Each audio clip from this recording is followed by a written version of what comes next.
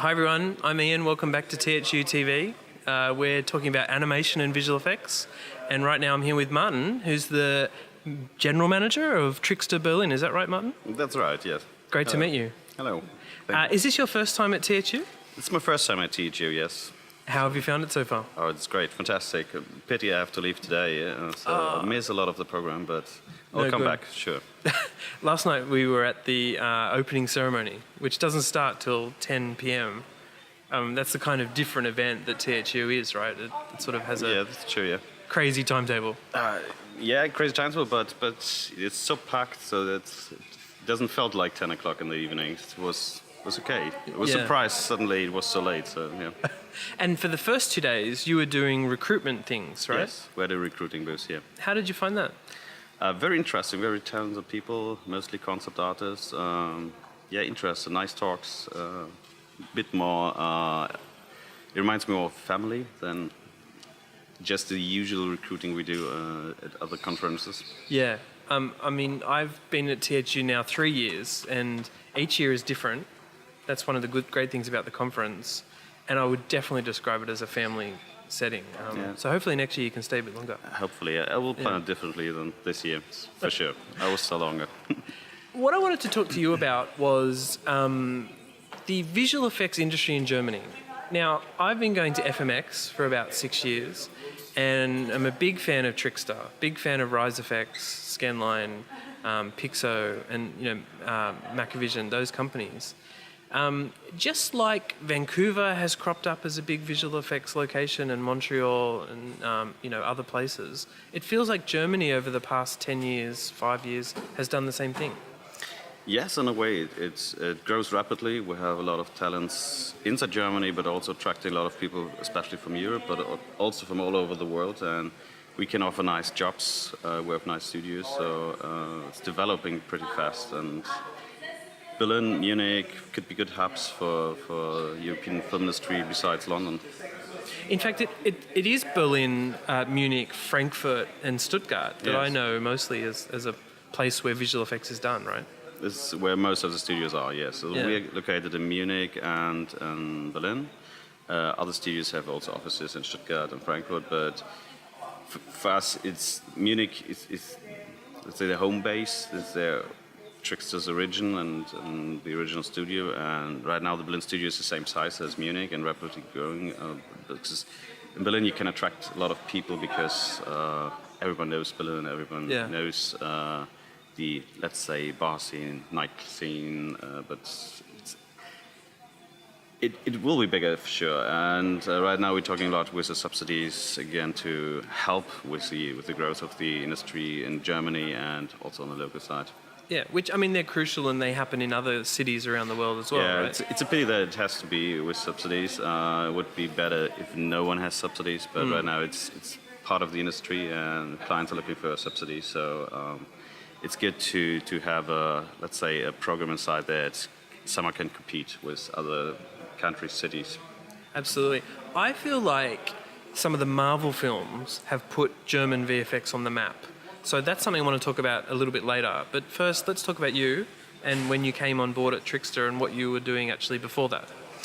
I started more than 20 years ago in the industry, did a lot of animation myself, had my own company, mostly doing animation and visual effects for commercials. I got on board with other companies doing TV series, feature films, worked together with Danish people, with Canadian people, and I think 4 or 5 years ago back I got on board with Trickster, helped a bit on a TV series, which did a lot of outsourcing and in-house production to sort things out. And then we decided to maybe start to try to have a branch that's doing commercials. So, and we thought Berlin is a good idea to use it as a hub for the commercial branch of Trickster. Right.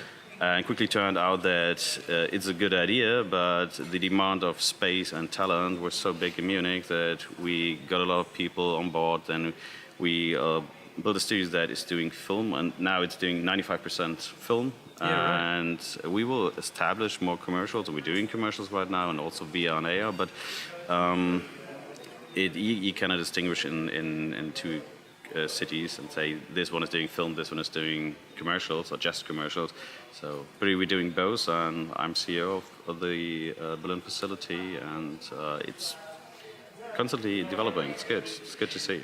What is the mix between Hollywood films that Trickster works on and local German productions? You don't need to give me an exact percentage. Yeah, I have to think about it. But, No, but you do both, right? We do both, yes. Yeah. We do. Everybody knows we do Marvel films, Yeah. but we also work for other US clients on feature films, but also on TV series. But there are also German films that maybe are not on the map of international audiences, but Jim Button, for example, is a huge project right now. It's very ambitious. The VFX budget we're handling is close to a US Hollywood production as well. Right. A lot of shots. I think currently it's something around 300 shots as well, with creatures, dragons, everything involved. So yeah, it's developing. It's the German market had harder times to finance huge projects. So the first thing they cut off is post-production. Yeah. Yeah, there's development. You can see that huge companies more ambitious to get and to develop properties and IPs that can compete on international markets. And so yeah, we're treating every client equally. So it's not that we, for sure, Marvel is a big, let's say, cash cow because the volume is bigger and the demand is bigger, but we try to do everything and see, because the market is developing, and right now it's a good time for superhero movies, and we hope it will stay, but there are other things on the map as well. Well, and the truth is, Trickster's doing great stuff on those Marvel films. If people have seen Guardians of the Galaxy Volume 2, you guys did some great work with like CG rocket stuff. There's an awesome scene at the end of the film where they're going through that time warp and their faces bulge, and you also did that crystalline character, you know, a bunch of other stuff actually. Yeah, it was pretty nice work. Yeah. Look, I think it's interesting when you come onto a Marvel film, and look, we probably can't go into super specifics, but you know, they have a particular approach. It's quite high security, that sort of thing. Tell me a bit about the kind of things that you have to do to work on a Marvel film. First of all, you need a security audit, as it's called. So you get a security approval from Marvel. It's pretty complicated stuff, and it doesn't. It's especially for the artists, it's a bit uncomfortable time to work with these restrictions. So absolutely no internet access. Everything is complicated. Ingesting of plates is extra complicated, but yeah, we can understand why it is that way. And we don't want these shots to leak. No, do absolutely we? not. So it's about fulfilling these technical and security requirements. It's one thing, but it's the other thing is delivering good work. So this is basically the truth behind it. So you have to build up a network. They give you a couple of shots, see how you perform, how communication works, how CineSync works, and if you're doing a good job, you get more. And the trick is to get from a few shots to being one of the main vendors of a movie. Yeah, in fact, I actually really like Marvel's approach with that. They do work out whether you're a suitable partner, I guess, but they also give you a sequence, and you kind of own the sequence at some point. It's a very good approach. It's they're demanding, but in a way they have an eye that it's not too heavy for your studio, so that you have a healthy grow. It's not asking you how much you want to take. It's a dialogue, and you go and they visit, they watch the companies, they know the capacities, they know the qualities, specialties, they know the supervisors. So it's a good partner to work. They're interested in long-term relationships. It's not getting someone quickly on board and dropping him for the next movie. So once if you're on board, for sure, you always have to prove with every shot, with every delivery. You have to prove your quality, but you get rewarded for this in a way. I think it's also good for artists because a lot of VFX and creative people like to work on these big Hollywood films in terms of a geek side of it, and also just to see what it's like. And the truth is, maybe 10 years ago, it might have seemed unheard of that a German VFX studio would be, and more than one German VFX studio, because Rise does Marvel films too, would work on a Marvel film. So I wonder if it is an attractive thing for people coming to work for you guys as well. Definitely, sometimes too attractive for me, as I want to do more than just Marvel movies sometimes. So, Sure. for example, if we get some people for commercials on board, they're pretty good, and you say, hey, next thing we'll do is Spider-Man, say, oh, huge fan of Spider-Man. You never will see him again. So, but it's okay. Yeah, sure. It's we're all nerds and all love what we do, so it's okay. And it's the universe of Marvel is growing, and then new properties on the way, new films that will come out next year. The coming. Let's say Germany wasn't on the map 10 years ago, and the difference between Germany maybe and other markets is that other markets just set up some subsidy programs, and Sure. so clever cost controllers and studios said, oh, it's nice, we can achieve the work there because it's cheaper.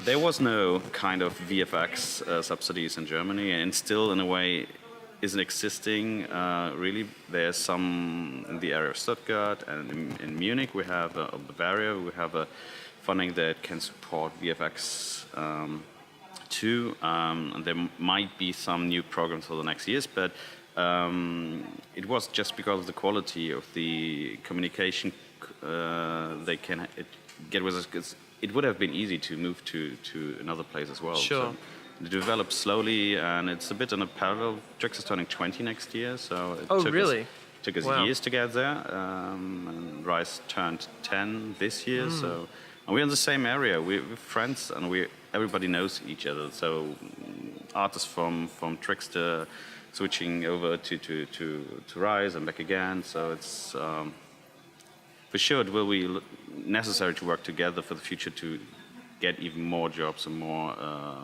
also Marvel projects to track to Right. Germany. Now, when someone wants to come and work in Germany, tell me about the kinds of people that you tend to be looking for, and also kind of things they need to know if they want to work in Berlin or Munich or Frankfurt. Like in terms of actually getting to work in Germany. Yeah, some things we're looking for nearly everything. We're in strong demand of resources. It's the hardest thing to with the biggest competition within Europe. For example, with London. London Yeah. is the biggest competitor because huge companies, great jobs as well. In fact, it's quite simple for European fellows to get on board in Germany because it's easy to just come and work for us. Yeah. Whether in a permanent employment or as a freelancer, both is possible. And from other countries, it's easy to get work permits too. It's a bit of a legal hassle, but it's not that worse, and we can help with this, especially with senior artists. And yeah, the living quality in Germany is pretty high. You get a lot of social security, health insurance, whole systems is pretty stable, safe, secure. Berlin is an attractive place. Munich is an attractive place in a different way. It's close to the Alps, beautiful surrounding. I think there are a lot of things that people might not know about Germany that maybe we should communicate a bit better. Besides, you can work here on a Marvel movie as well. You don't have to go to London, Vancouver, or wherever. Yeah. Well, I mean, I've come to know the visual effects community in Germany through FMX, which is a great conference in Stuttgart. It often happens at the end of April and beginning of May. And it's part of the Film Academy, which is a renowned, studio. Is that where you actually look for potential employees from the Film Academy? And we have, where else? Yeah, we have a recruiting booth there every year, and we have a lot of talk there. Our supervisors give talks there, talk about projects. Sometimes just finished, sometimes still in production. It's a nice community there, and yeah, we're looking for students. To be honest, if a German student studies in Germany, they tend to move onwards afterwards and come back after a couple of years. It's good for us. It's so they used to turn 30 plus, want to found a family, senior level, then they come back. It's good for us because we have a wild mix, but mostly mid to senior level artists, and of course juniors to learn, to train, and to fill up the team. But the students in Stuttgart, it's you have to be there. It's not that we get hundreds of people out of FMX. Would be great if more people would attend and apply. Sure. We're very open, but everyone is there. LM, DNAG, Framestore, It's very competitive at the moment, basically, isn't it? Absolutely. Yeah, yeah. I mean, that's an interesting point to discuss because are you happy to bring people out from America, Vancouver, Australia, if they're the right fit? Definitely. Yep. So they have a lot of knowledge. We have a lot of people from all over the world. I think last year we were 15 different nations in that abstract. Oh, really? Yep. And this was enough 200 people. So it's really it's good. Where English is the language within the studio, so everybody at least speaks English, so nobody has to be afraid. And the area in Berlin where we're located, it's hard to get a meal when you try to order it in German. So it's mostly English, Spanish, Italian. So Yeah, right. Yeah. Okay. And what should people know about living in Berlin if they wanted to come and work at Trickster there? I'm from Berlin, so I love it. So it's maybe it's not that objective what I will say, but it's a very nice city, especially during summertime. Very open-minded, dynamic. Half of the people there are from all over the world. A lot of arts, culture. It can be as small as you want it, and it can be as big as you want it. So I think it's a good place for creative people to get inspired, to get in contact with other people. And there are so many people from outside of Germany coming together in Berlin. It's very easy to get in contact and very easy to get on, to find new friends, to share interests. And other cities are different than this. And the mentality of working in Germany is a bit like it's not 9 to 5, but we usually tend to keep the workload between 10 and 7. So there's a lot of spare time between this. We try to avoid overtime. We try to avoid work on the weekend. For sure, like in all visual effects studios, if it's the trailer delivery crunch time, it might happen. But in general, you have a lot of time to explore the city, to get in contact with people, and the place where you are is directly waterside on the river and Herzberg. So you step out. We have VFX hangouts. We founded for the VES, the Visual Effects Society. There's a German chapter. So Florian is head of the board. I'm part of the board as well. And so we try to develop a community that people feel comfortable being aware, hey, Germany is a VFX place, and you get a lot when you attend. Good jobs, good perspective. There isn't just one studio working on international movies, but there are a couple of studios. And even if the job is finished, you can stay and switch to the next jobs immediately. So it's not that you run into big downtime and stuck in the middle of Germany, nowhere. One thing also that I assume happens is that you're concentrating on films, but there's also so many other areas of visual effects, commercials, clearly. Are you guys also looking or doing much in VR or AR and immersive stuff? Yes, for sure we have an eye on this, and we just applied for a big research program with German research institutes. Right. But for the moment, we're more concentrated when it comes to VR to transport our knowledge and our pipeline tools to get the same quality we get in film. Not exactly the same, but as close as possible. We're not that interested in B2C content, to be honest. It's more a B2B thing. So we're handling with photogrammetry, videogrammetry, how to get point clouds visualized directly within the engine, having renderings from our standard pipeline, but in a volumetric image format, like Presence is doing this, for example. Just try to get our hands on new technologies and see what we can achieve with that. And it's mostly headed for, let's say, entertainment rights for theme parks or other event locations and for advertising. But it's a market that still has to develop, because right now everyone is very enthusiastic about it, but will take some time to earn money. The good thing is if you have a studio that is performing well, we can take our time to develop this slowly and not jump on everything that appears or pops up. Yeah, I mean, because what I like is that you can really hone your skills in visual effects as an artist and as a studio, but they're very transferable to VR, the AR. Techniques are absolutely the same. It's just assume it as a different renderer in the end. Yeah. So it's a bit like this. So the times when you had to crunch everything down to get a real-time performance, it's a bit over. So you can nearly use the same techniques, same assets, and especially if you go for techniques like Prism, Atom View, or other tools are using, it's just a question of performance of the machines playing the content backs, and this is something developing so quickly. So if you just are patient enough to wait 5 years, I'm pretty sure you will see amazing stuff in VR. But it's something different. It won't replace a classical screen that we know right now, and as TV series won't replace a cinema. So it's an addition. It's different. It's different storytelling, and you get a fly. This fly wants to be part of the interview, I think. And what about animation? Are you guys looking into doing any animated feature work? Or we already did a lot of this, and we also do this. Yeah, we also have part of Trickster Group is the Trickster Pictures. They're developing content, doing co-productions, and it's from live action feature films to fully animated TV series. Right. So we have a property like Lily the Witch. We're currently planning to do a 4th season, this time in CG. The last one was 2D digital, and before it was really 2D. And so the basic Trickster started with animation and full animated content from 2D animation, and VFX somehow appeared on the map 10 years ago. Yeah. So it's right. So there's a lot going on, and obviously multiple locations. So there's a lot of choices for people that might want to come and work at Trickster, right? Yes, I guess so. Yeah, we try to